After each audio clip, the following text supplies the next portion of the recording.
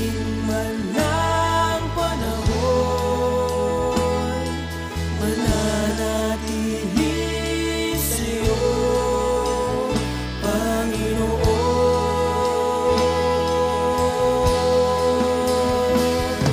Walang alinlangang maglilingkod, walang pangambang sa'yo ay susunod. Hindi susuko at hindi hinto, patuloy lamang sa iyo, Panginoon.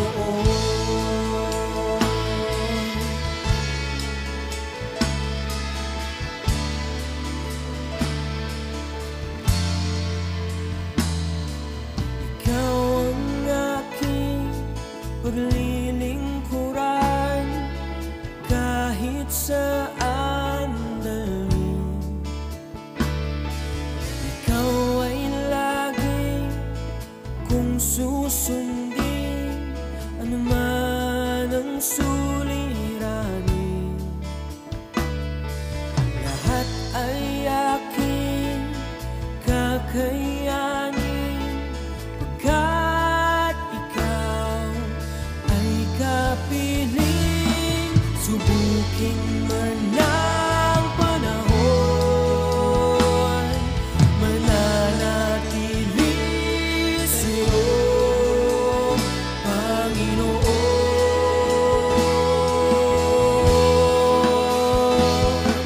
Walang alinlangang maglilingkod, walang pangambang sa'yo. Magandang gabi po sa bawat isa. Purihin po ang ating Panginoon sa gabi pong ito. Tayo po ngayon ay Hunyo 13 na, no? 13. Napakabilis ng panahon. Purihin ang Panginoon sapagkat tayo po ay patuloy na pinagkakalooban ng ating Panginoon na tayo magsama-sama na makapag-aral ng kanyang salita sa pamagitan ng tinig ng pag-asa. At sa pagkakataon pong ito, hayaan niyo po na ako po'y samahan niyo upang naroon po na ang presensya ng ating Panginoon ay ating pong maranasan, dahil ang sabi niya po, kung saan may dalawa o tatlo na nakakatipon sa kanyang pangalan, siya ay nasa kalagitnaan.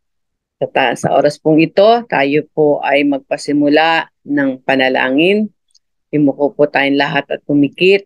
Ama namin Diyos na makapangyarihan sa lahat, sa pangalan po ng aming Panginoong Hesus, marami pong salamat sapagkat ang araw na ito ay nilikha nyo upang kami po ay magsama-sama na maranasan ang kapahayagan na nais nyo na matanggap po namin. Hayaan niyo po na inyong Santong Espiritu ang maging tagapagturo namin, dahil inaamin namin ang katotohanan na kung wala ang Holy Spirit, wala po kami magagawa. Tulungan niyo po ang bawat isa sa amin na maunawaan at matanggap ang kapahayagan niyo sa gabi pong ito.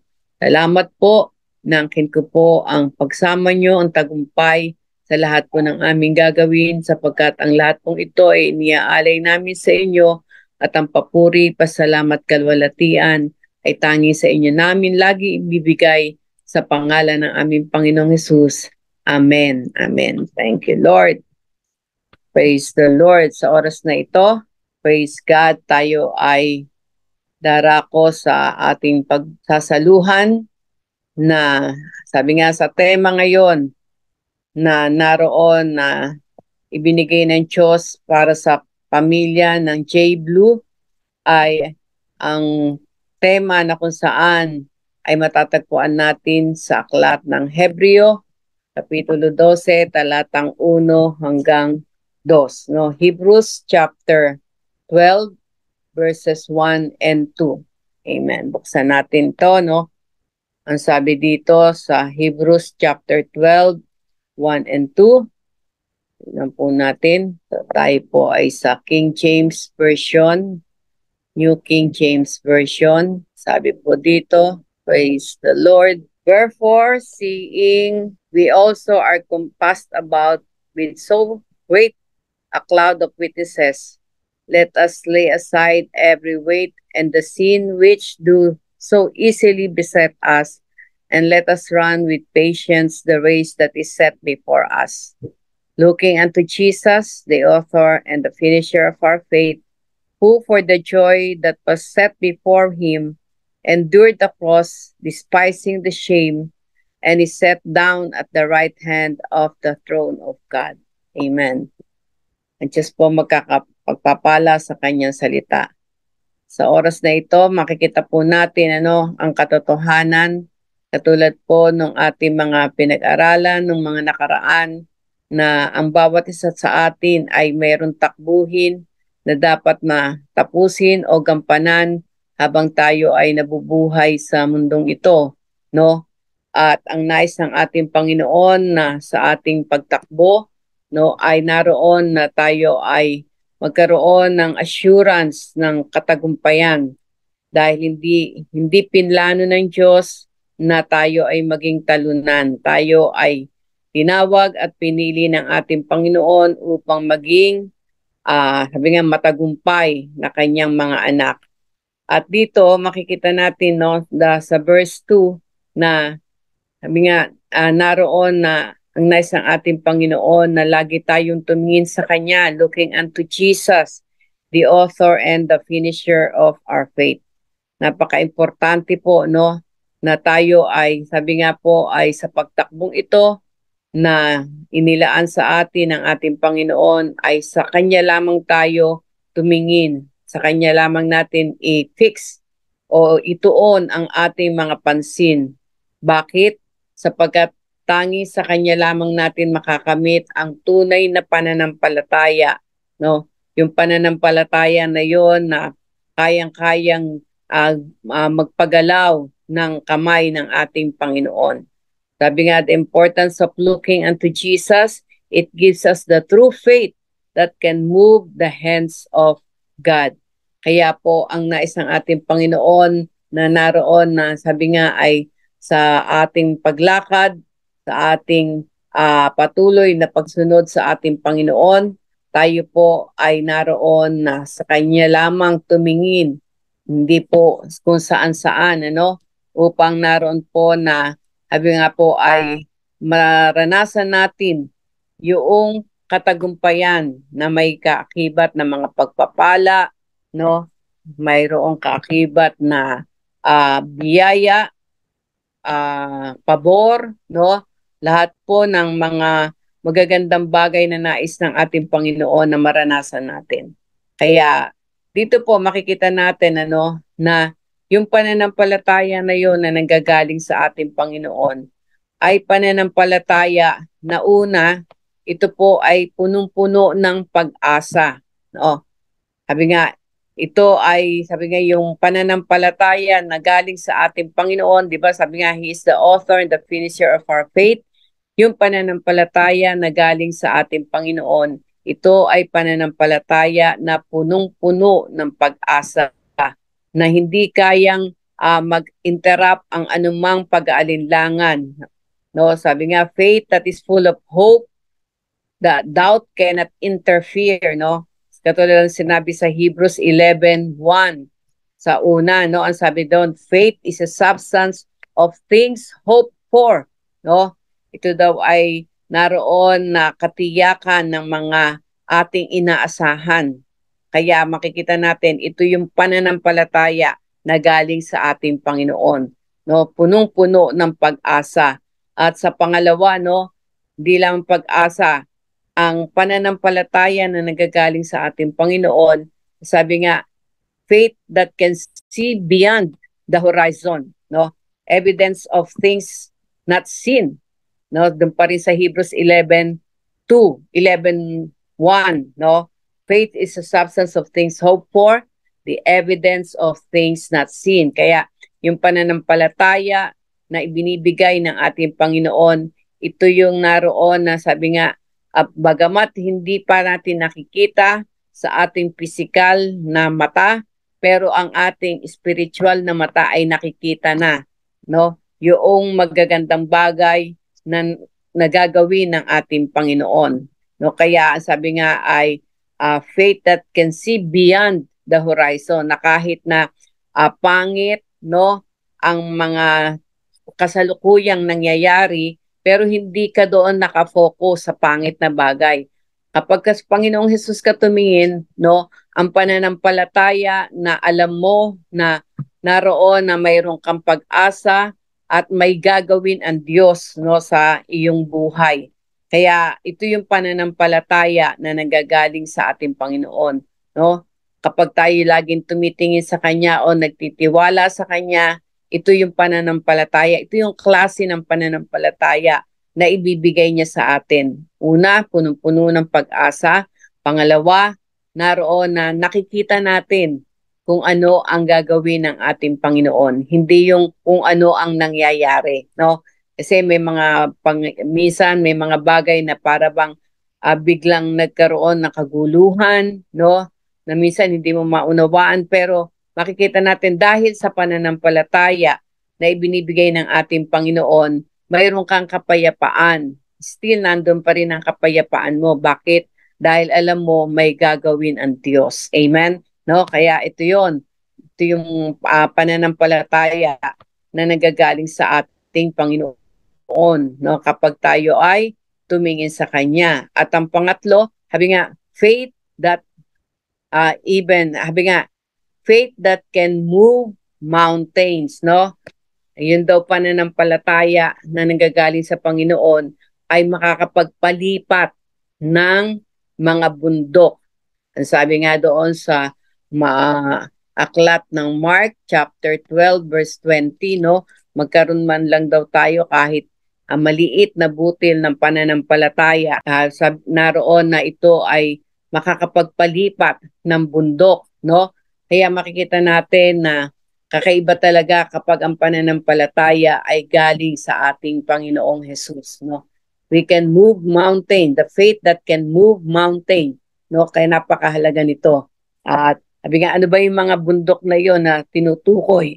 Hindi po yung literal, no? Ito yung mga bundok ng problema, bundok ng mga suliranin, bundok ng mga pagsubok sa ating buhay, no? Ang lahat ng yan ay kaya mong palipatin o kaya mong naroon na sabi nga ay mailipat, no? Ibig sabihin, hindi mo naroon na sabi nga ay talagang mapagtutuunan ng pansin. Kung baga ito ay mababaliwala mo dahil sa pananampalataya na nanggagaling sa ating Panginoon.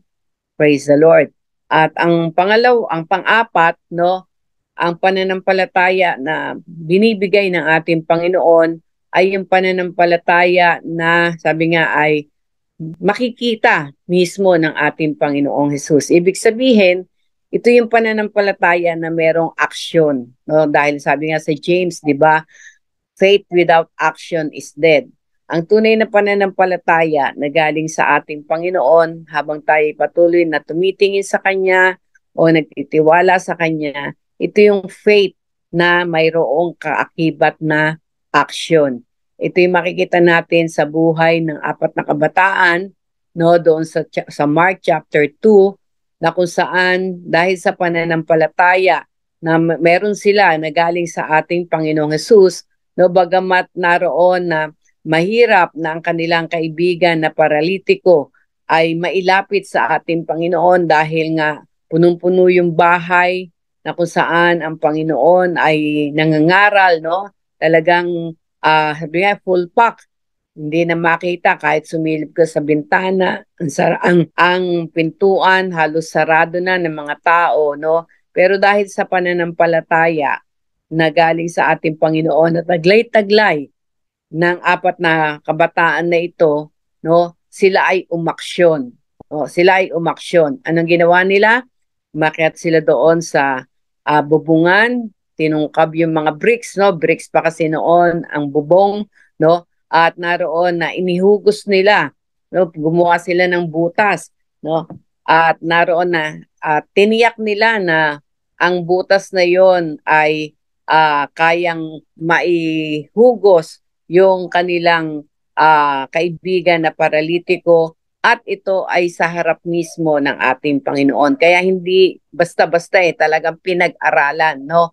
Bago sila umaksyon, pinag-aralan, hindi dali-dali, no? Kundi naroon na talagang masinsinang pag-aaral ang ginawa ng mga apat na kabataan na ito at masinsinang pagtutulungan, pagkakaisa, no? Kaya mayroong tunay na aksyon ang pananampalataya na nanggagaling sa ating Panginoon.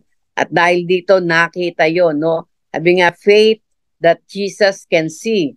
No, ibig sabihin, faith that has an action. Oh, ito yung pananampalataya na galing sa ating Panginoon. At ang panglima ay naroon na sabi nga, faith that can experience the power and miracle of God. Yon, praise the Lord. Ito yung pananampalataya na ibinibigay ng ating Panginoon sa pamagitan ng kanyang mga pangako, kanyang mga salita na tatayuan natin, no? Na-experience natin yung kapangyarihan niya, yung himala, no, na nanggagaling tanging sa kanya lamang. Katulad ito nung babaeng 12 taon na inaagasan.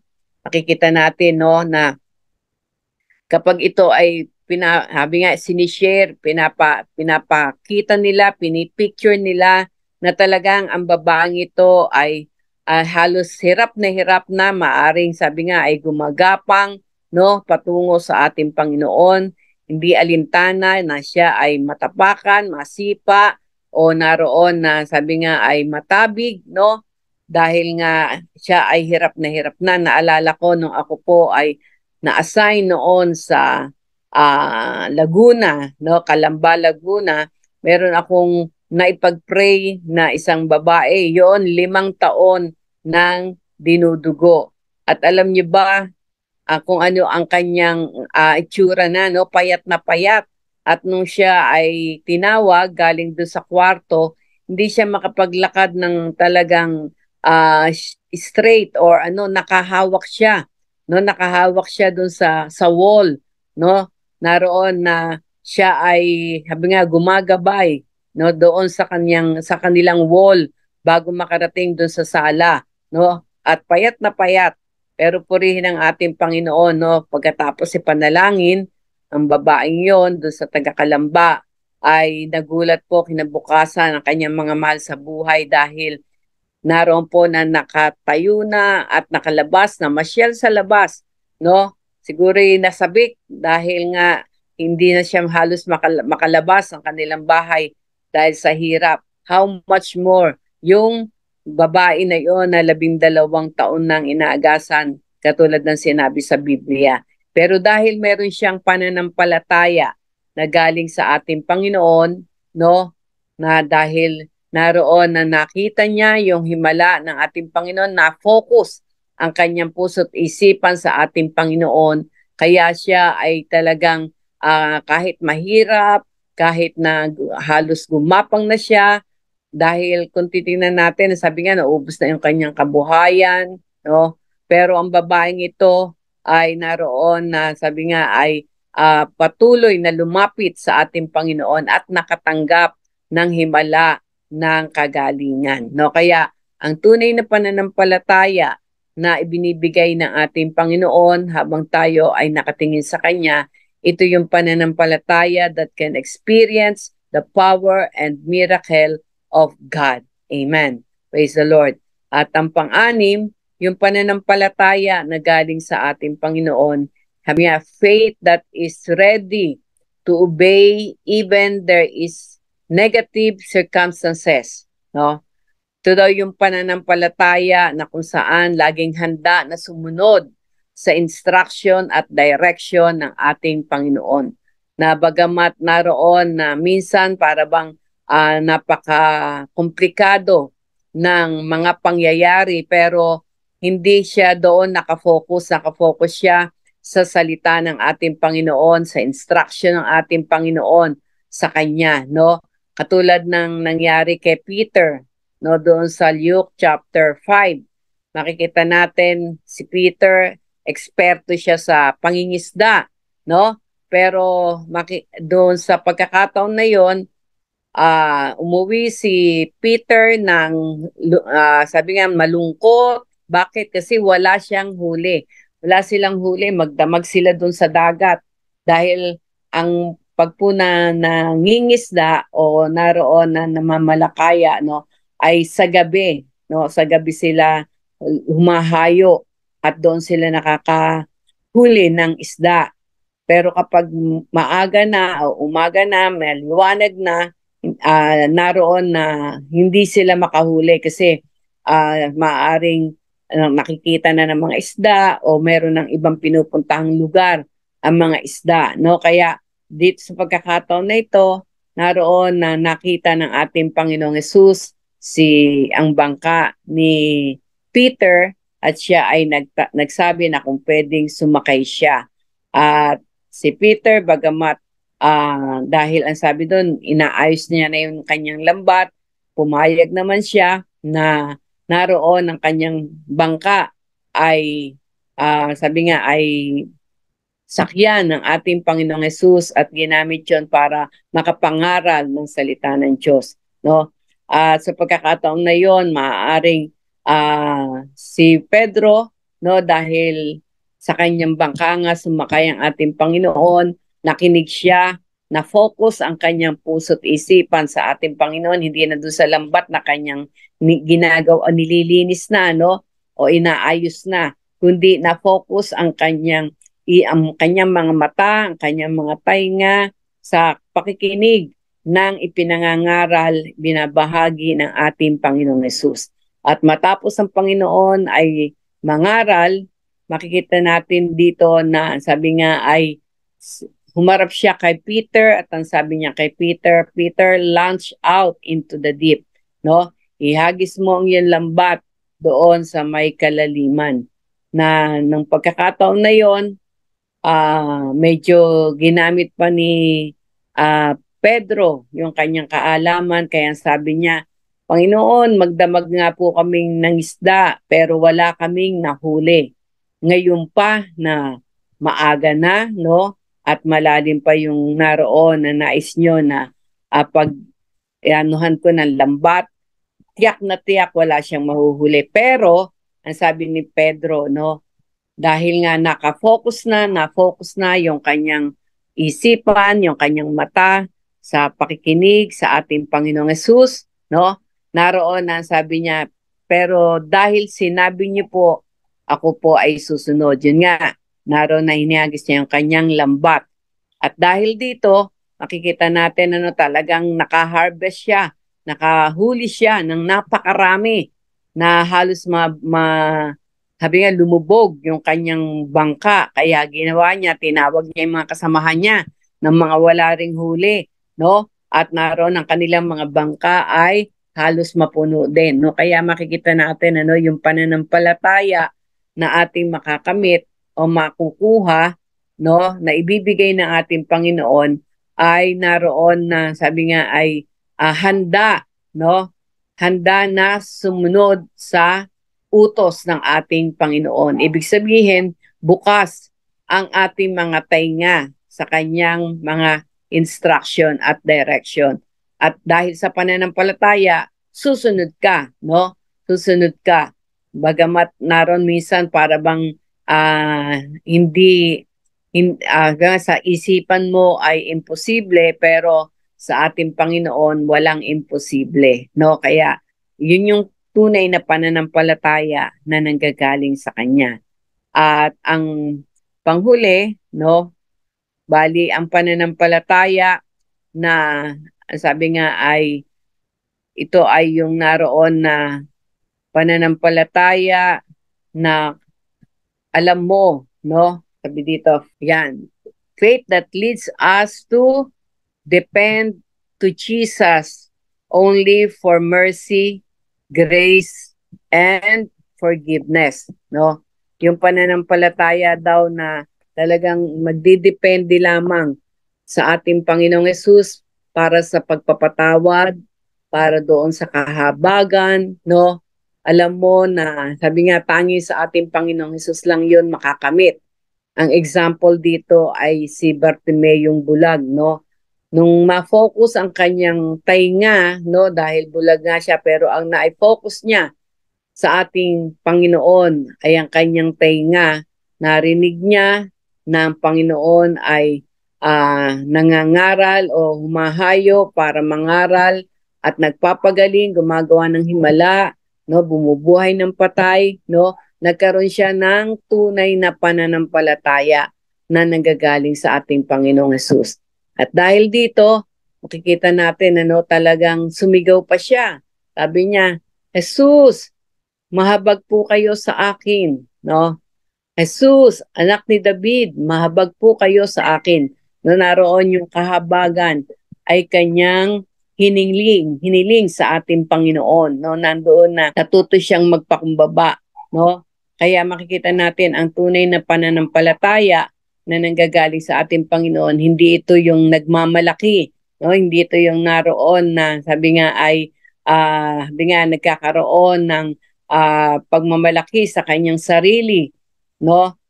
Kundi naroon yung pagpapakumbaba. Ito yung bunga ng tunay na pananampalataya na nanggagaling sa Panginoon, na ikaw ay tuturuan ito na magpakumbaba lagi sa Kanya.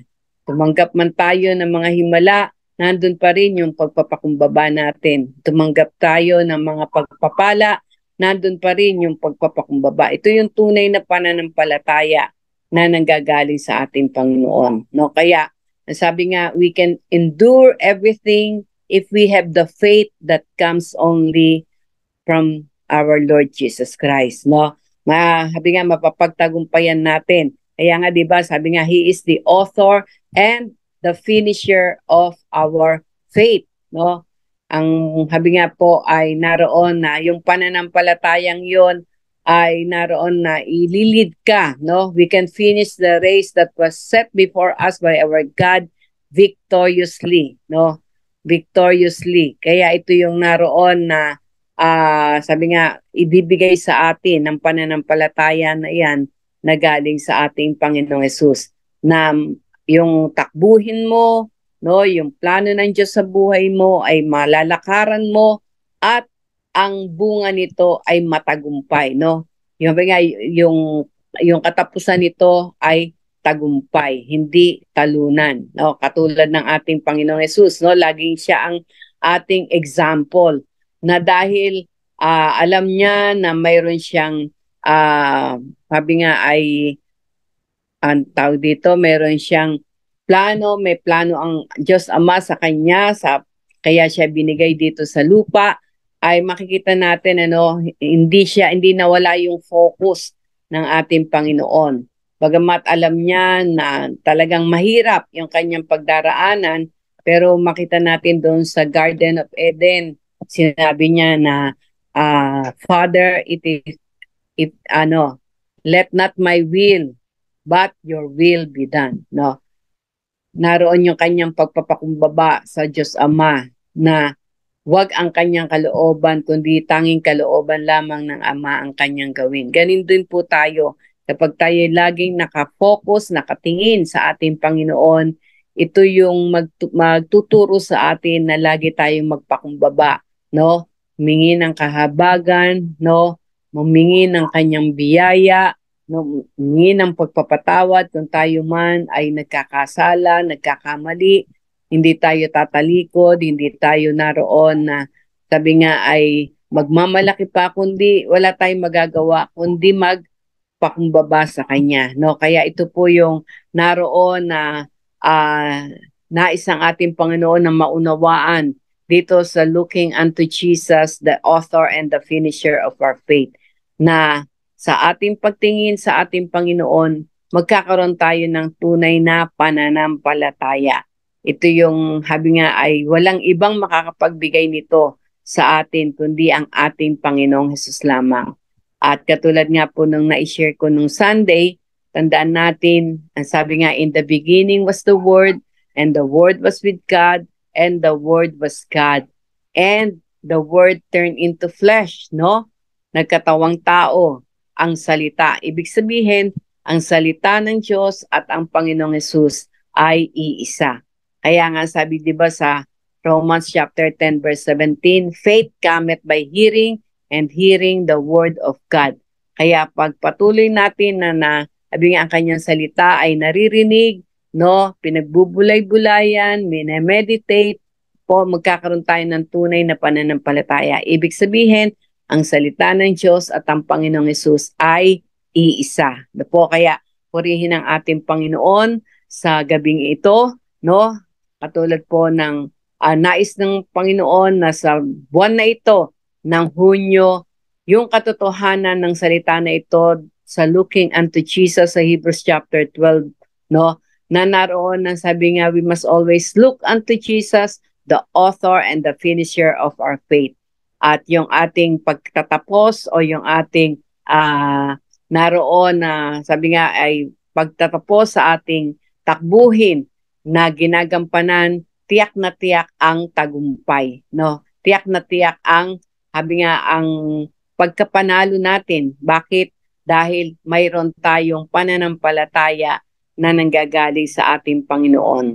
Amen, no? Kaya hindi tayo maiiba ng track, no? Naalala ko nga yung patotoo, yung yung estudyante ni Teacher Jude, no, na ngayon nasa New Zealand na sila. Dahil si Teacher Jude, ang hawak niya ay mga sabi nga ay mga special child, no. Mayroon siyang isang estudyante na talagang mabilis tumakbo, no. At naroon na sumali sila sa para Olympics, no. At doon sa sila ay sabi nga yung estudyante niya yon ay sumama doon sa takbuhan sa track and field.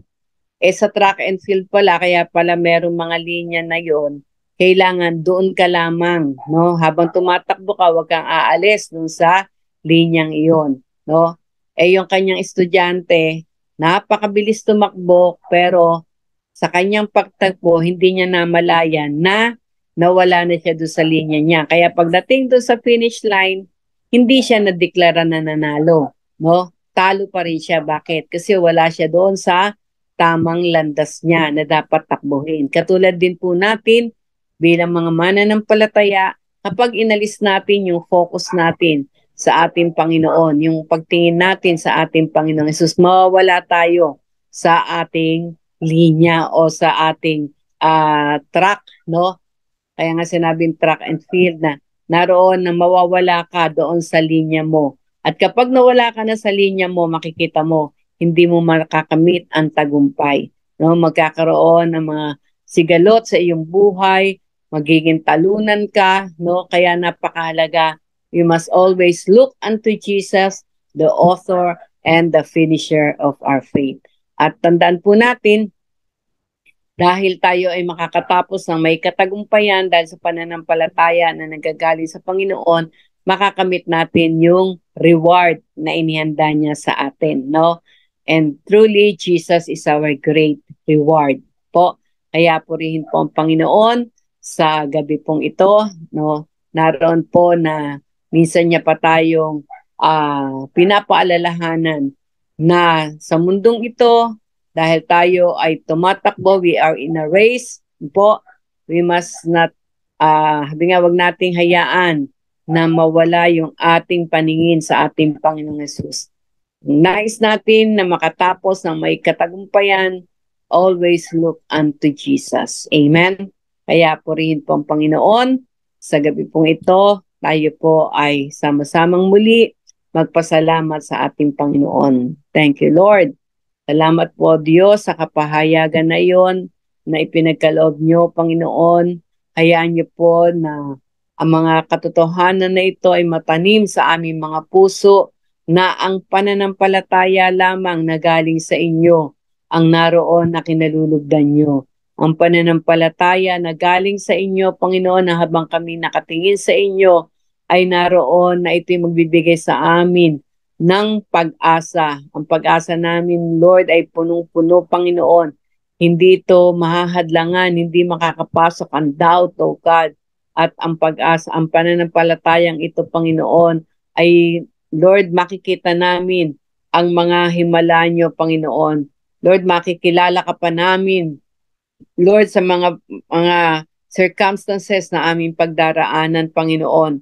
Yes, O Lord. Thank you, Lord. We can see beyond the horizon, Lord, because of the faith na ibibigay niyo sa amin. At salamat din po, Panginoon, dahil ang pananampalataya na nanggagaling sa inyo ay magbibigay sa amin ng lakas upang kami, Panginoon, ay umaksyon o humakbang ng ayon sa inyong banal na instruction, Panginoon, at direction sa aming mga buhay. Thank you, Lord. Hayaan niyo po, Panginoon, na sa aming pang-araw-araw na buhay, Lord, ang salita niyo na buhay at makapangyarihan ang lagi namin pagtuunan ng pansin. At alam po namin na ang bawat araw na darating sa aming mga buhay ay araw na kung saan naroon ang tagumpay. Salamat po ng marami sa aking mga nakasama sa gabi pong ito. Pagpalain niyo po ang bawat isa at hayaan niyo po, Panginoon, na sa amin pong pagtulog, Panginoon, ay maranasan ka pa namin, Panginoon.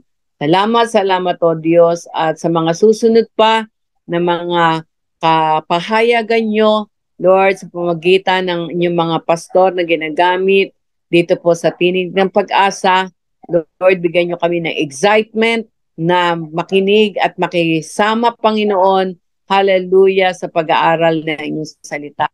Salamat, Lord, pinagkakatiwala namin ang lahat sa inyo, Panginoon. At tunay nga, O Diyos, na sa gabi pong ito, kayo lamang ang dapat mapasalamatan, kayo lamang dapat maparangalan, at ang lahat pong ito ay aking dalangin sa pangalan ng aming Panginoong Hesus. Thank you, Lord. In Jesus' name. Amen. Salamat ng marami sa pagsama nyo, at see you next Thursday, no? At gagamitin ng Diyos naman ang iba nating mga kapastoran. God bless us all and good night. Amen. Kahit saan dalhin, ikaw ay lagi kung susundin, anuman ang suliranin. Lahat ay aking kakayanin, pagkat ikaw ay kapiling. Subukin